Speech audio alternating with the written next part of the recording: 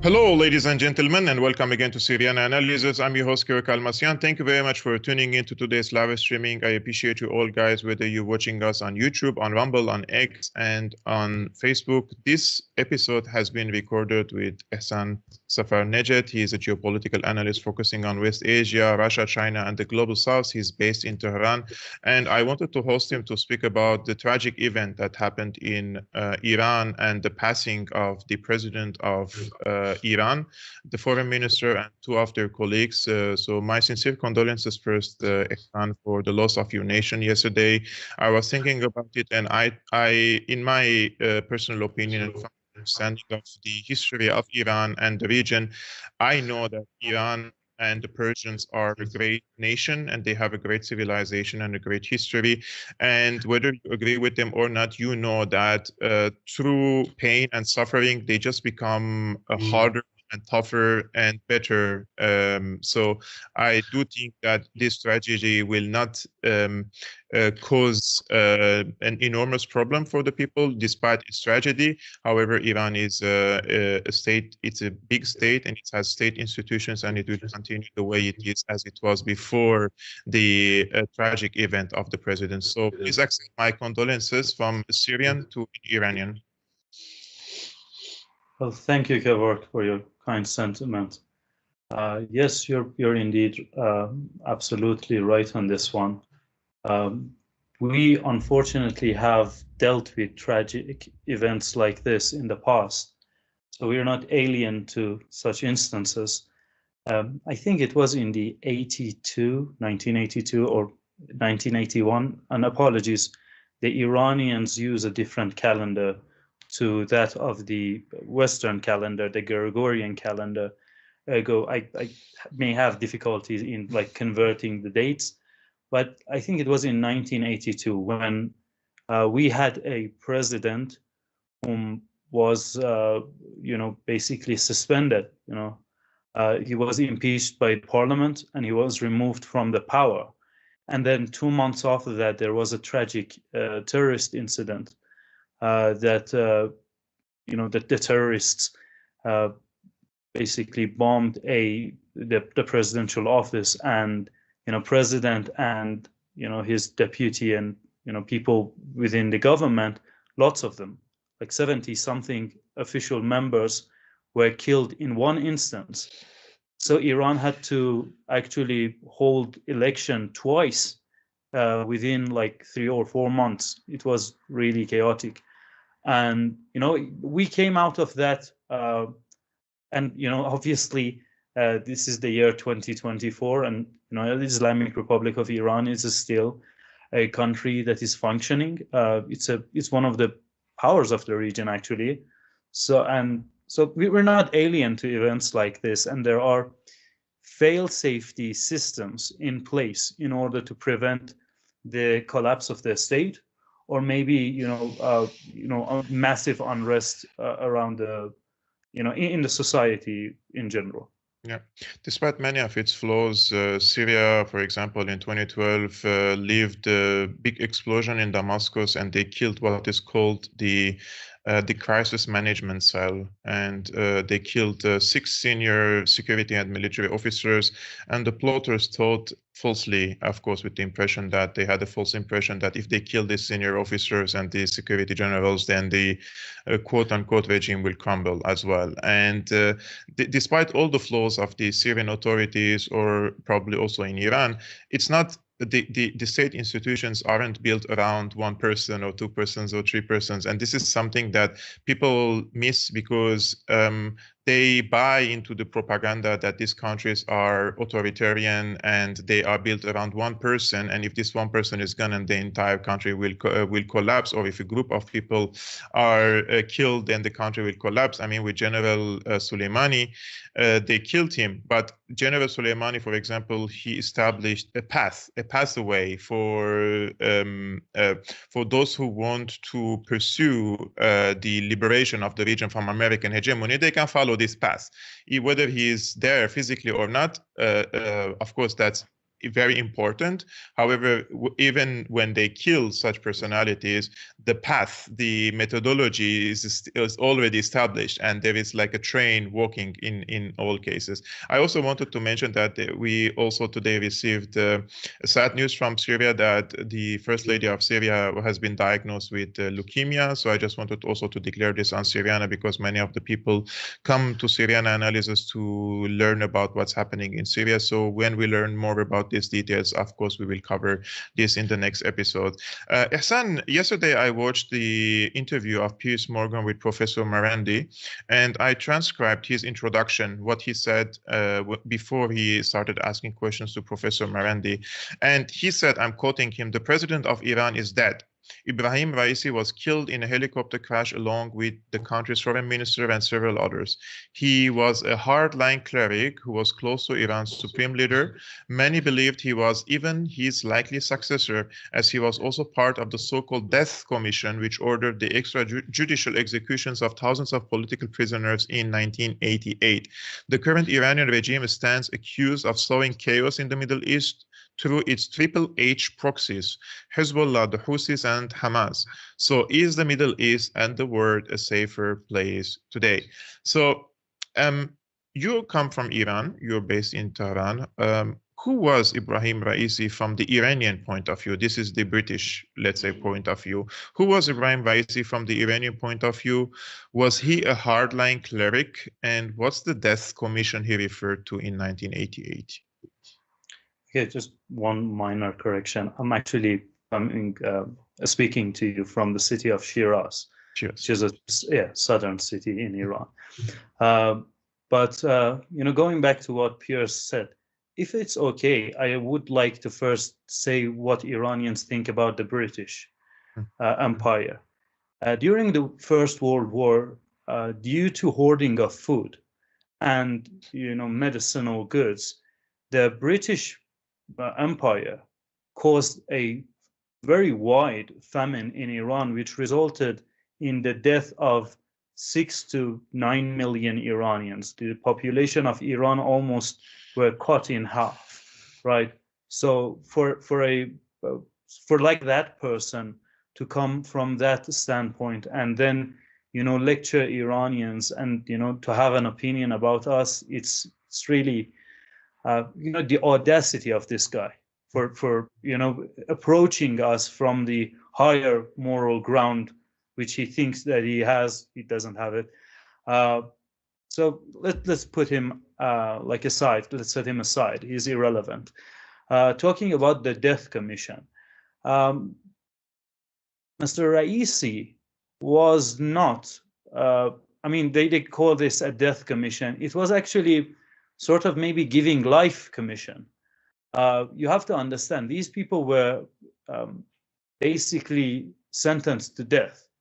What the three-man commission was doing was going around interviewing these people, and then if even one of them would reach to a conclusion that somebody is innocent, that one opinion would trump the opinion of the other two members, and they would actually, basically release the charges against those people. Right? What were the charges?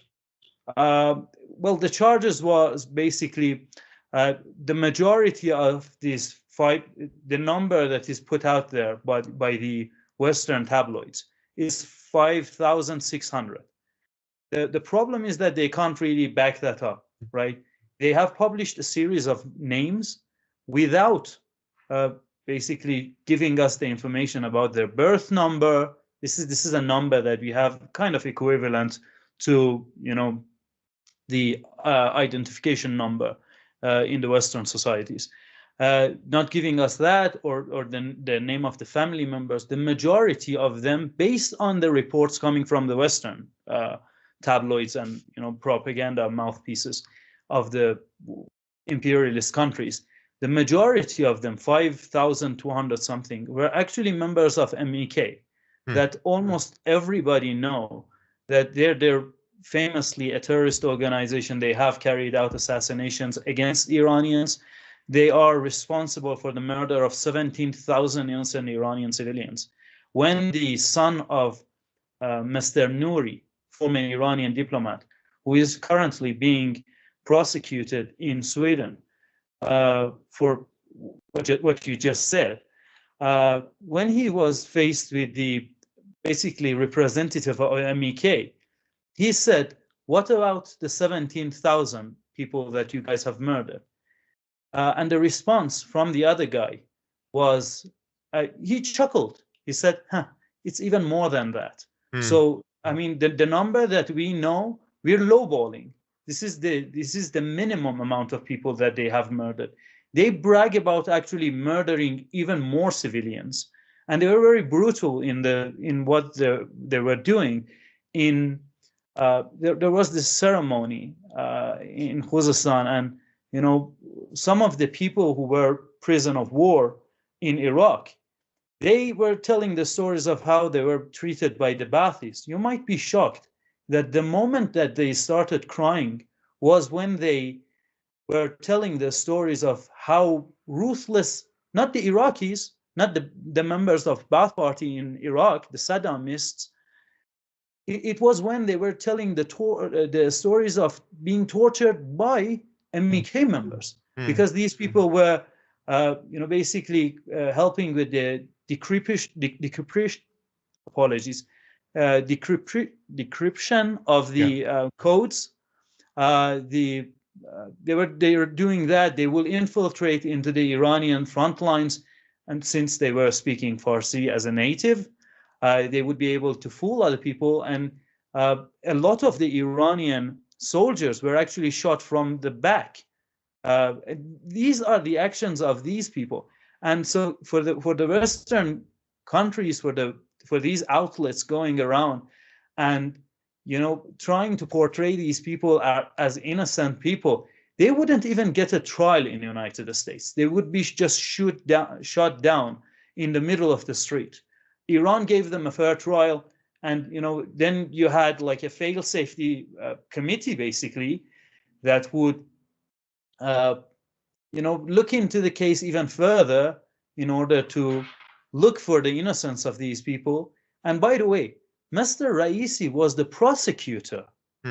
He was the attorney in a way, like the prosecutor, I think. And that the prosecutor doesn't issue a sentence. That's the job of the judge. So, I mean, even that is the Attorney General of the New York responsible for like the cases against Trump? Yes, he is responsible for bringing them to light, but it is ultimately the judge that issues the order, the decree. So this propaganda, it is failing from every side. The guy was not in charge of handing out the sentences. He was the prosecutor. He wasn't basically going against innocent people. We are talking about MEK members. And for those who don't know, sorry, Ihsan, for those who don't know, MEK is the Mujahideen al-Khalq, and it's an insurgent group in Iran against the Iranian government, and they have been supported by different regional and international powers, including the United States. And they have been labeled sometimes terrorist groups, and other times they remove it from the terrorist list, because when it seems necessary to use them against Iran, they remove them from the terrorist group so that they can use them again against Iran. Yeah, you're absolutely right. I believe that they were on some point on the list of terrorist organizations in the United States, and then I think it was Hillary Clinton that kind of advocated for their removal from that list. So yeah, you're absolutely right, and they were brutal with their methods. So this is a narrative that is based on lies on different levels. what we know Dr. Raisi of, what we think of him, and people have been voicing their opinion about him, is that despite some of the disagreements that they had with him in terms of the economic issues, some people were very harsh critics of his economic policies, and even his what's it called, the foreign relations, the way that he handled Iranian foreign relations. Despite that, no one doubts his sincerity. And in fact, it is very recently, actually after his martyrdom, that the video of his mother's house has been published, right? Like, and it wasn't the fact that they were trying to publish the video of his mother's house. They were actually trying to publish his, it was an interview of his mother. And you can clearly see that his mother is living in a not very good condition, not a luxurious condition, which shows that this guy was actually honest, making honest living. And, unlike some of the other politicians inside Iran, this guy was at the bare minimum that you can say about him is that he loved his country and he wasn't corrupt. Yeah. He had a very good intention, regardless of what you think about the policies that he was pursuing. I actually support his regional policy. I think that you know this better than anybody else. There were complications when the Iranian establishment invited Mr. Bashar al-Assad, the president of Syria, into Iran. So he wasn't like that. He wasn't making obstacles in the way of the people inside the axis of resistance. He was trying to give them more power. And he was indeed a friend to both Syrians, Lebanese, Palestinians. He was supporting them. And I think that was very evident in the speeches that he would give, in the summits that he took part in. And unfortunately, we missed a very good man in Iran. Hassan, you mentioned that he was a friend of the Lebanese and, of course, to other players, the Syrians. And here comes the other question that Piers was raising, and that is that Iran, he said, stands accused of sowing chaos in the region through its Triple H proxies. And those are Hamas, Hezbollah, and the Houthis. I would like to hear your thoughts on the description of proxies. We all know that there is a coordination between these different players, but when you call it a proxy, which means like Iran is directing the activities of this or has this, let's say, control over these parties. So what are your thoughts on the description of proxies, and how does Iran rationalize its support for these groups when the United States and European governments consider them terrorist groups? Proxies, again, like, it's very important to know who is coming with the rhetoric. It's always the oligarchs. They always use the term oligarchs when they're referring to people in Iran, in Russia, in China. But it's the entrepreneurs inside United States. Inside Iran or Russia or China, all these different countries that are opposing United States imperialism, when there is a chaos, they refer to the government as the police state. Yeah. But then in United States, you need law and order, right? You can't have chaos running wild everywhere. So it's they have weaponized language. This is what they do. It's very funny. Let's look at two different groups. Let's look at Hezbollah and let's look at the Phalange, the Lebanese forces, Qawat al-Lebnaniya, right, inside Lebanon. Hezbollah currently has access to at least tens of thousands of missiles, yes, right?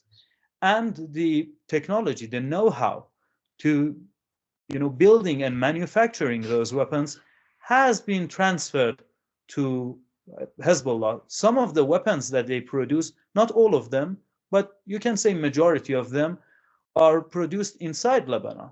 Iran has done something very noble that very few states do for other states, let alone organizations.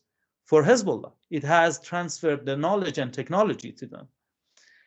And now let's look at and by the way, these are some of the things that they produce, Russia has to pay for. Iran sells, it sold drones to Russia, right, before the start of the war. And then when you look at Lebanon, they're producing drones, the Iranian drones, and they don't pay for it. Like that's the extent of which this is important. And now let's look at the Phalange, right, the Ghawat al-Lebananiya. What do they have? What are they producing inside Iran? I'm sorry, inside Lebanon. What are they producing? In what extent do they consider themselves independent in terms of, taking the interests of the Lebanese people as a priority? When Iran offered to build basically refineries and power plants inside Lebanon, who refused? And why did they do that? And are their lives and the quality of life in Lebanon better as a result of that decision? Even if you go right now and walk in the streets of Lebanon and ask them, who is the ambassador of United States inside Lebanon? All of them know. If you go and ask them, who is the ambassador of Iran? The majority of people don't know that. Now you can make it a little bit more interesting by first asking them, what do you think about Iran? And then if they talk about ihtilal al-Irani, which is the Iranian occupation, you can then ask them these questions. And it is very, very ridiculous. It shows the contradiction of these people not knowing the name of the Iranian ambassador, knowing the name of the US ambassador, but at the same time, speaking about the Iranian occupation or things like that. The thing is that all of these groups, they have their own independence, right? They collaborate and coordinate with one another, but they first and foremost think about the benefit and the interests of their own people. Look at Syria. Syria might have liked to intervene in the Palestinian issue, right? But the decision makers inside Syria are basically balancing things out. They're not being a total shill for United States and being a shill for Iranian government. They're taking the interests of Syrian people as a priority, which means that they should balance. They shouldn't do everything that United States does. They shouldn't sacrifice the benefit and the interests of the Syrian people for the sake of Palestinians. You can't sacrifice a group of people for another. All lives matter, right? And so, this is a very hypocritical thing.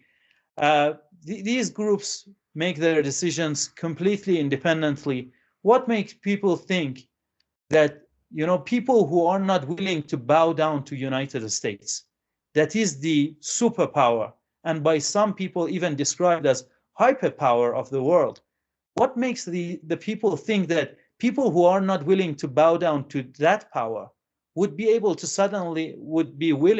to suddenly bow down to the Iranian people? How does this logic work? I'm very interested to know their justification. But they keep, against all those evidence, against the evidence of, the people who are calling, the other groups as proxies, they're proxies themselves. We have alliances in the region. And, you can go back and witness the things that each group has done for another. When Iran was sending fuel to Lebanon, basically, Iran was accepting the Lebanese currency, which I'm sorry to say, but it was devaluated to hell and back. So basically, Iran was just giving away fuel. Inside Iran, it's very interesting. Inside Iran, they say that to people, when they want to push propaganda, they say that the government, the mullah regime, is spending the resources of the Iranians for Syrians and the Lebanese and the Palestinians, right? And they are accusing Iran. The same outlets that inside Lebanon say the exact opposite, saying that Iran is basically using you guys. They say the exact opposite to Iranians, right? This can be a very I think helpful exercise for anybody, thought exercise.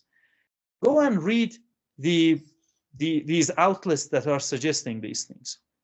Go and read their Persian version, and then go and read their English version, and then go and read their Arabic version.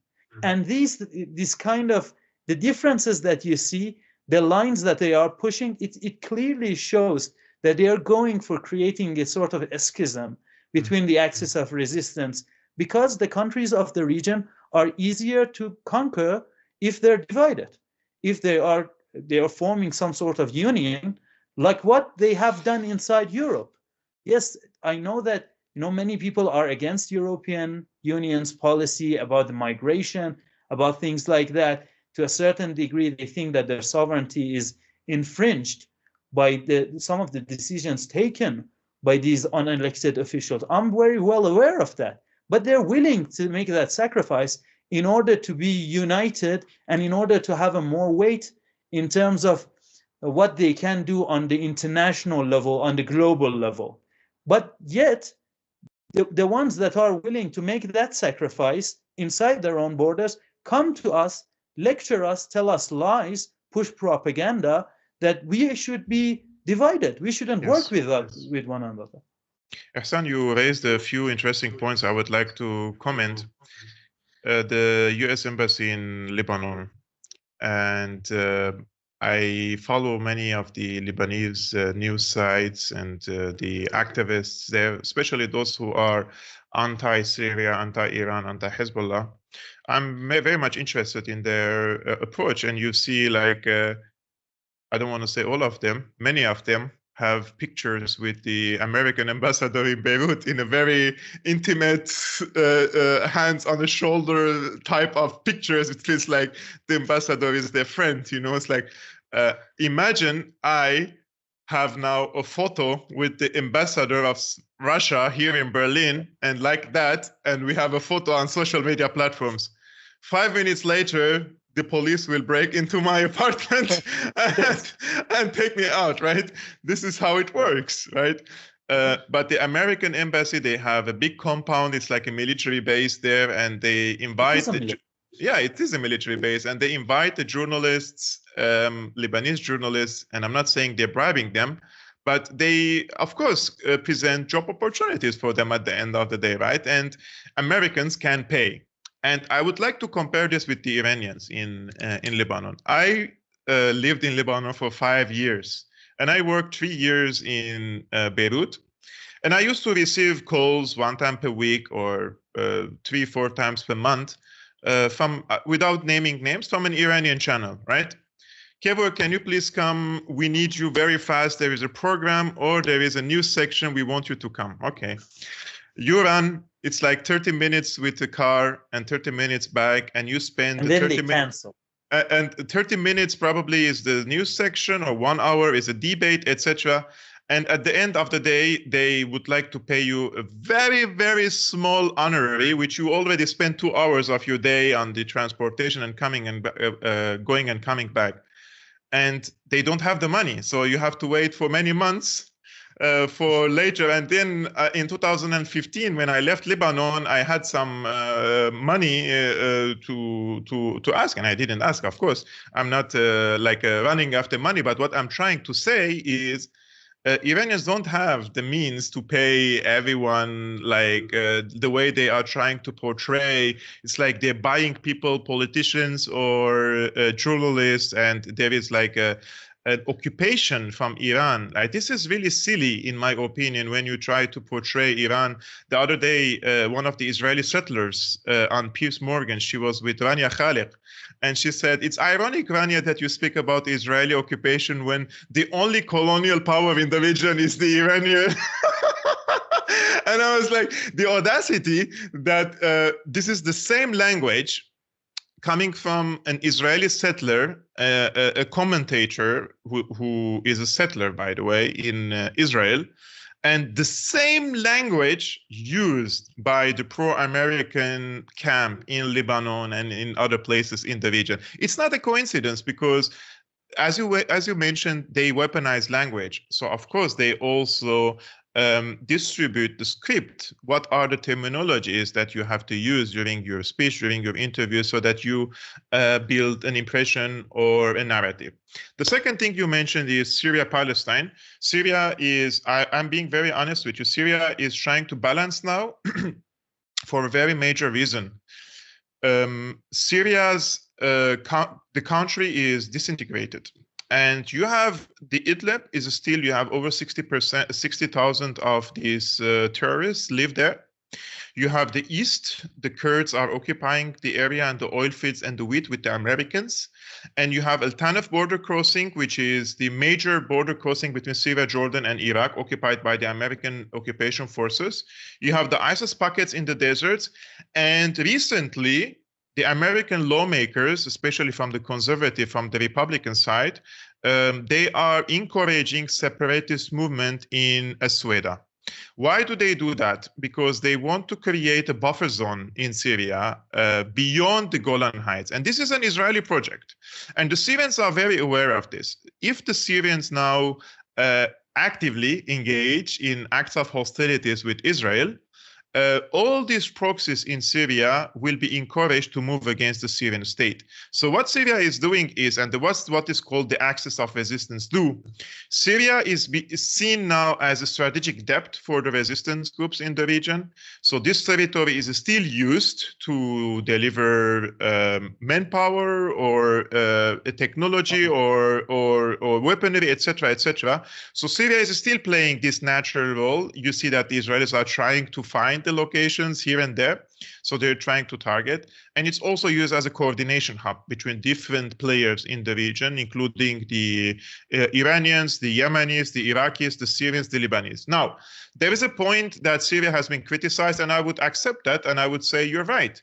Because on the surface, it looks like Syria has kicked the Houthis or the Ansarullah from the embassy. But if you read it in a more broader context, the Syrians asked the Houthis to give the building of the embassy to the Hadi government for two reasons. One, they wanted to reconcile with the Saudis, and the Saudis are opening channels with the Americans to decrease or lift the sanctions on Syria. And two, the Syrians know they don't need an embassy to communicate with the Houthis, so they keep their normal, natural communication with Ansarullah in Yemen through the security and military channels. And at the same time, they give a concession to the Saudis, which looks like a concession, and you present it like a concession, but it's not a concession. This is what the Syrians are very, I would say, actively been doing. And the Syrian opposition figures say this is the hamburger strategy. And I would like to explain what's the hamburger strategy that the Syrian opposition say about the Syrian government. You give the hamburger to someone, and the meat inside the hamburger, you put there is like a rope that you are holding the meat. And once the other side takes the burger, you take the meat on your side. So you give a concession, but the core of the issue remains at your side. So I wanted to explain this because I receive so much text and comments, people telling me, why is Syria not firing missiles on Israel? Why is it this and that? I mean, you have to really study. Syria is not a hot-headed country that is acting upon their testosterone levels. You know, like it's a really calculation. Sorry for cutting you off. No country in the region is. Look, Iran is not doing. It's like Iran is not going all out either. Lebanon is not going all out either. The people in Yemen, the Ansarullah movement is, but it has its own explanation. But none of these countries are going all out because of the exact topic that we were discussing just prior to this. These countries are sovereign states. They make their own decisions. They coordinate with one another, and they are actively trying to help the Palestinian cause. But you know, I think that on your show, I told the story of this person, this figure, that went and he was talking to Mr. Bashar al-Assad. He was saying, General Soleimani said, what happened to the stuff? Just let's not mention. What happened to the stuff that I sent you? Why haven't they arrived at their destination? To which Dr. Bashar al-Assad responded, my father taught me many ways in the mountains, many routes in the mountains. Don't worry, they will arrive at their destination. They coordinate and they do what is necessary to be done. They carry out their sort of commitment inside the alignment. No single entity inside the axis of resistance act as a leech, yes. Which is completely different. The relation that United States has with other countries, it's like a leech.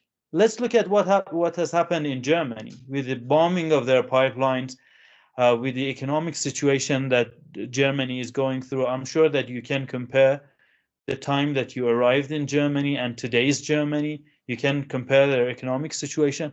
But here's the point that you actually very elaborately explained. No one will benefit from a dismantled, separated, divided, balkanized Syria. How are we supposed to send the logistics into the Palestinians if Syria crumbles, right?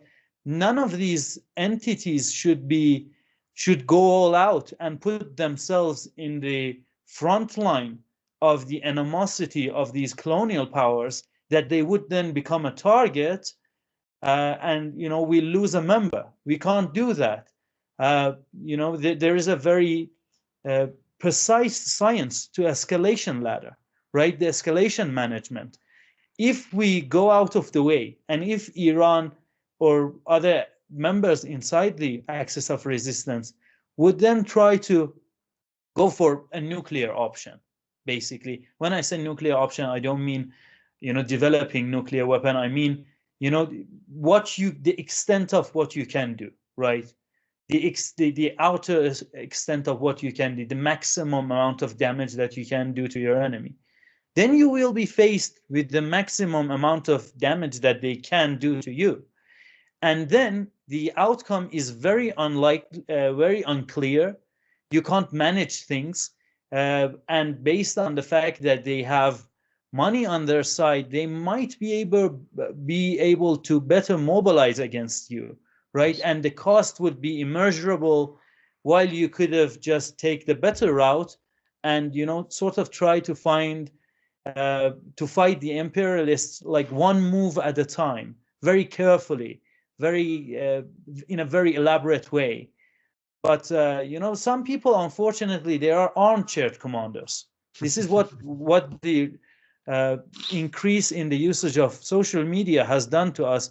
Everybody is now thinking that they are better qualified as a guy like President Bashar al-Assad, who has been in power during the time of crisis when all these Western countries tried to topple him and they failed.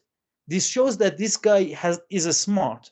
He has the intelligence necessary in order to manage things. So how are these people think that they're better suited to tell him what he can do to? I'm not saying that criticism isn't allowed. No, but I'm saying that some of the criticism is just plain out stupid. And a little bit of wisdom suggests that if you are not having if you don't have the experience that other people have, maybe stand aside, try to learn from them, and then be respectful in your criticism, not just go all out and try to criticize Syria or Lebanon. People even say that. I want to say this. A while ago, I read that the number of Hezbollah martyrs have rose to more than 100 fighters, right? So they actually have sacrificed a lot of lives in order to help the Palestinians.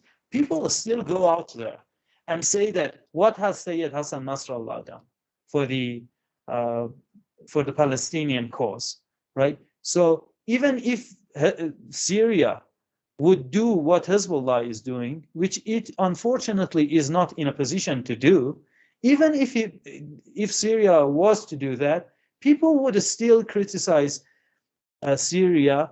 And this comes from the fact that some of these people are infiltrators into the cause, right?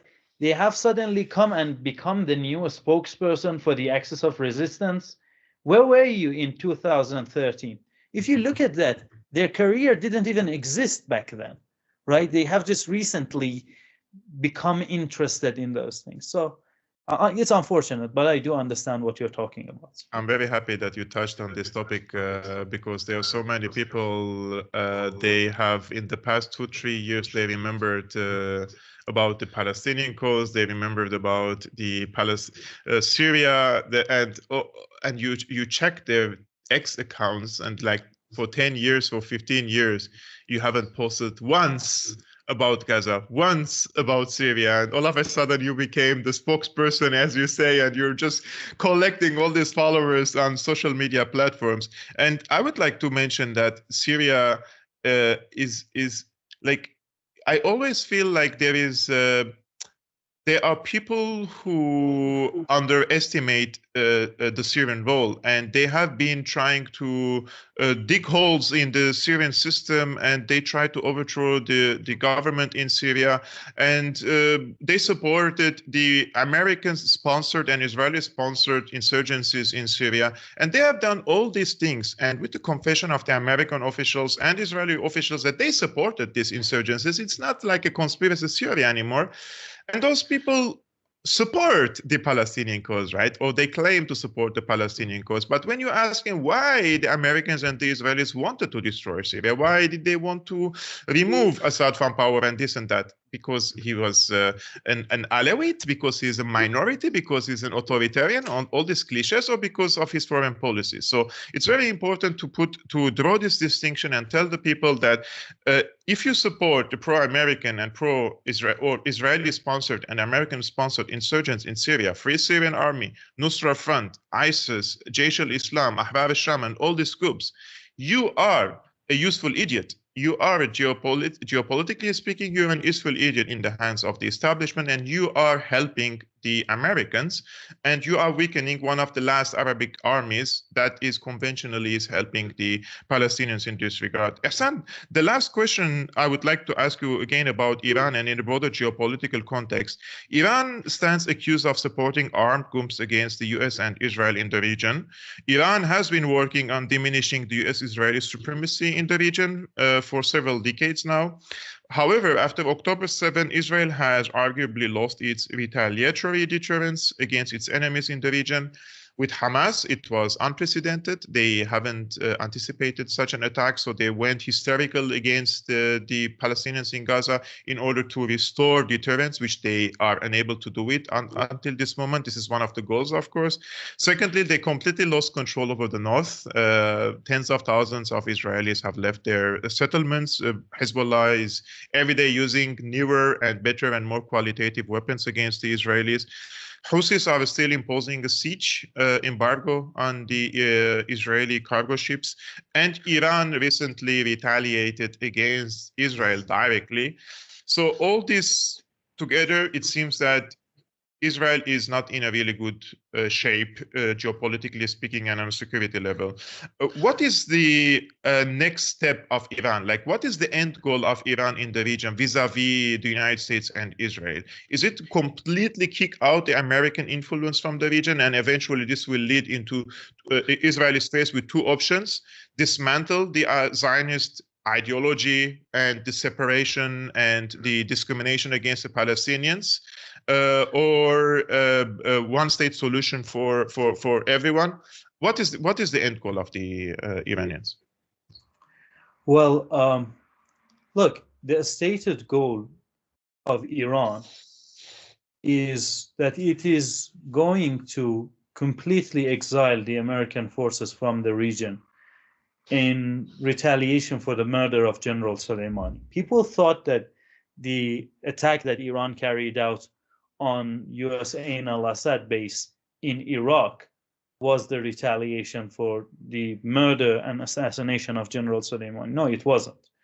It was just reestablishing the deterrence, right? Stating that if you escalate anymore, we're going to fight you and we're not afraid of war. It was sending a message.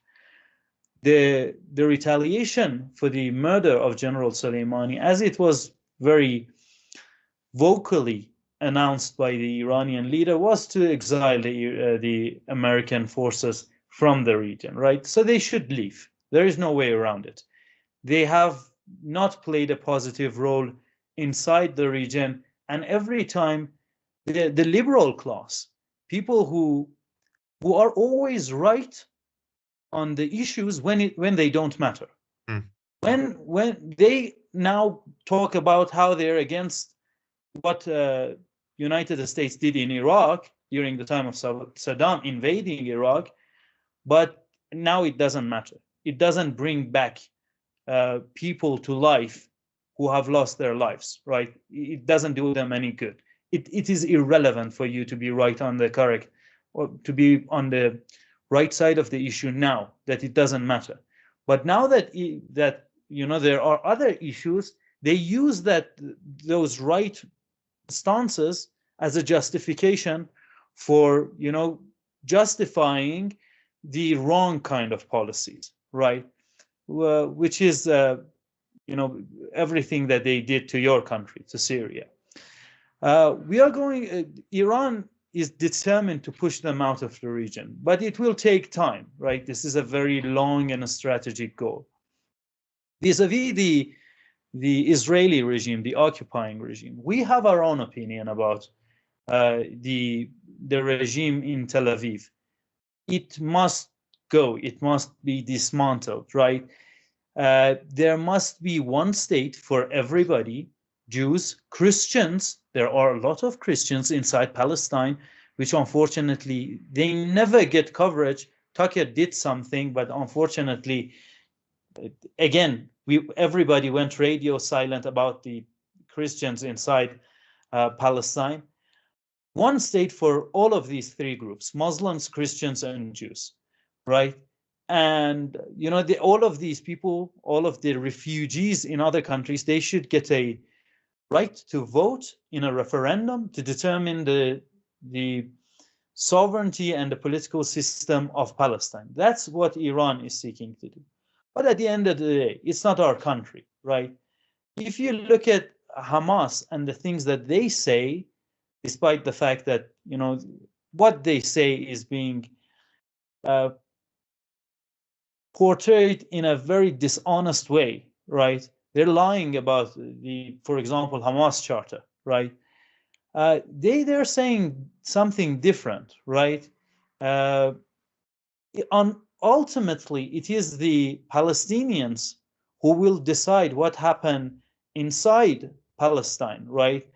And if one day they decide to go for a two-state solution, well, Iran will be left with no choice but to accept it, right? It is their country, and we don't have that kind of relation to, basically tell the Palestinians what to do. We were never after this, right? I think that to a certain degree, we were able to do this, right? People much smarter than me, people like John Mearsheimer, and you mentioned his name. He actually talked about, he has this lecture, I think it was in CISI, a few days ago. He was talking about the winners and the losers of the 14th April attack by Iran. And he clearly says, this is what he says, that United States lost, Israel lost, Iran won to a certain degree. And by Iran, I'm assuming that he is talking about the entirety of the axis of resistance. Imagine touching Israel, targeting Israel in the places that they felt most comfortable about, Nevatim Air Base, right? That had all sorts of air defense systems inside it, right? So they made a mistake. It is oftentimes their own stupidity. As much as I like to come here and say that, oh yes, Iranians invented the chess and we are chess players. I really like to do that. I really like to brag about that. But it is oftentimes their own stupidity that gets in front of them. Look, when they assassinated General Soleimani, I have to explain this because I think that there is a value in this. I'm sorry, I'm receiving a call. No worries. So when they assassinated General Soleimani, General Soleimani had a very specific framework of thinking, right? He was playing the part of a diplomat as well as a military commander, right? The person that replaced him as the head of the Quds force, he has a very different mentality. General Soleimani would oftentimes say, well, these Americans that have come to region, some of them have been deceived by the propaganda of their own country. They're also victim of their own situation. But the guy who replaced him, he's a military commander / an intelligence officer, right? His rationality is, well, I do understand that, but what do you expect me to do? I'm responsible for the lives of Iranians, Syrians, Palestinians. And while it's very unfortunate that United States is weaponized, basically doing this to its own populations, I have a duty to the people of the region. So you in your own word, you killed a guy who was a diplomat, had some diplomatic aspects to his character, and you replaced him with a guy that has a more visible, intelligence side to him. He was the head of the Organization for Intelligence Gathering inside IRGC, right? And in fact, if you go and look at the number of attacks on US bases in the region, they actually have increased, right? So what was this about? And people don't know this. General Soleimani, in the last year that he lived, he was actually hospitalized because of he was injured, chemically injured in the war against the Saddam regime, and he was carrying out that injury, so he was hospitalized. He had multiple injuries. He was shot in Syria. If you look at his hand, the 3 middle fingers in his right hand, I think, they wouldn't stretch because their nerves were damaged, right? This was a man that was fighting imperialism for 40 years, and his body was literally imploding from within. It is very debatable if he would have lived, for like 2 or 3 years. Again, he was hospitalized. But what they did was to kill an ordinary man and replace him with an icon. Was this a good strategy? Was this a good strategy to kill a man and replace him with an icon that would then bring the entirety of the Iranian society together?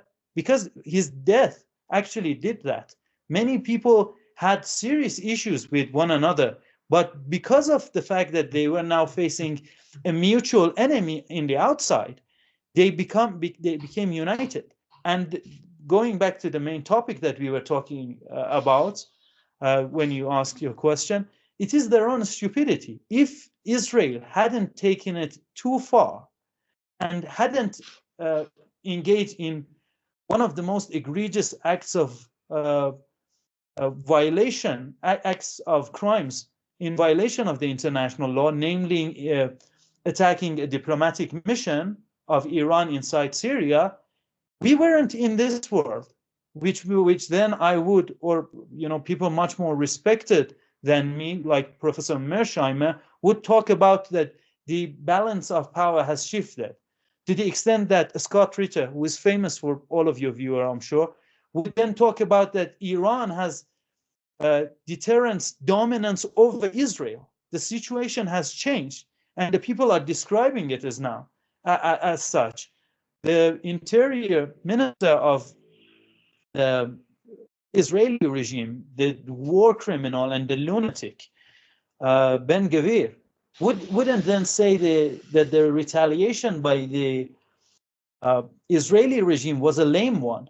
So as much as I would like to take credit for the intelligence of the axis of resistance, we can't deny them the credit of being so stupid to make us look better than what we actually deserve in a way.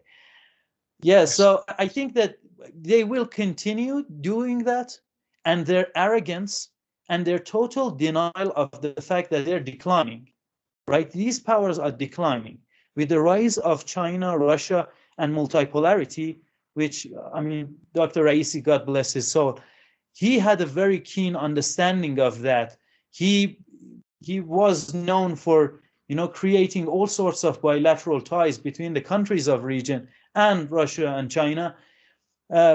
This movement that has begun is going to decline, or basically accelerate the decline of these powers, and they still refuse to understand that they can't go everywhere and pick up fight with everyone. So I think that will act in their own disfavor, ultimately.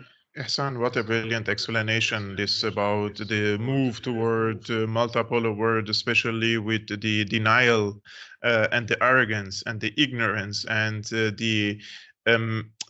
they keep accusing the other countries and other people of being hardcore ideologues, hardline cleric, this and that, and they are hardline ideologues, these people who accuse the people of the region, and they are blinded by their arrogance and the feeling that they are superior to the others, and this will bring accelerate, as you mentioned, the shift and the end of the unipolar world, and it would be for the best interest of everyone in the world, for the Americans and for the Europeans to join the multipolar world and cooperate and coexist with the rest of the world instead of confronting them, trying to destroy them, and insisting and repeating the same strategy over and over again. And as it is attributed to Einstein, insanity is to repeat the same thing over and over and again and expect different results. And I think they are repeating the same stupidity over and over again, as you mentioned. Sam, for those who would like to follow your thoughts and your writings and opinions, where can they follow you? I publish most of my materials on Twitter, now called X. I'm sorry, I'm going to refuse to call it X. That's such a stupid name. No matter what I do, I can't bring myself to say that follow me on X. Anyway, so, and my handle is Safarnejad _IR. I have a YouTube channel, which I unfortunately have neglected. There's just 3 videos on that. I'm thinking about maybe putting more content out there. Yeah, these 2 places. I mostly publish the things on Twitter, but I'm not really proud of the content that I publish, to be honest. Guys, if you're I disagree with the guest, guys. Don't listen to this guy. First of all, he maybe follows only 30 people or so, or I don't know, maximum 50 people on X Twitter, and I'm one of them. So I'm honored that he follows me. This is one. Secondly, I will put his Twitter X account in the description and his YouTube account also in the description below. And my friend, I can also send you this video now. You can also upload it on your own YouTube channel for your audience also to watch it. And yeah, I think it's a very insightful and entertaining also content. And I think that your country is today mourning, and I also know that Iran, as you mentioned, they created chess, but they didn't only create a chess, they learned the chess and they mastered the chess, and this has been employed in geopolitics. And those who follow the recent geopolitical events in the past 40 years, they know that Iran is advancing very, very slowly. They have this very long strategic patience, and they are not hot-headed mullahs who who are working day and night to just because they show these pictures on televisions, like the crazy people just calling for the death of America. This is not how Iran works. I am being honest with you, being objective with you. I'm telling you the truth that Iranian objective is to kick the American bases and the supremacy out of the region, but not in a way that they are telling you, and not for the bad reasons that they are telling you about. The American presence in the region was the problem and is the problem, and is flaming the flares of the crisis. And the Americans employed divide and conquer strategy, turned countries against each other in order to rule and divide and conquer over these countries. And in my opinion, what they call the regimes in the region and the people of the region have matured enough in the past 40 years, and they are now reversing this supremacy against the American influence in the region. Ihsan, thank you very much, my friend, for coming to my show. I really appreciate you dedicated this time. It was very insightful with you. Guys, I'm going to come tomorrow on Wednesday, again, 5 p.m. Central European Time, 11 a.m. Eastern American Time. If you like this content, please like the video, share it with your friends, subscribe to the channel if you are not yet. 60% of the viewers are not subscribers. And if you like to support this independent podcast and work, there are different means you can support the channel in the description below. Peace be upon you, upon your family.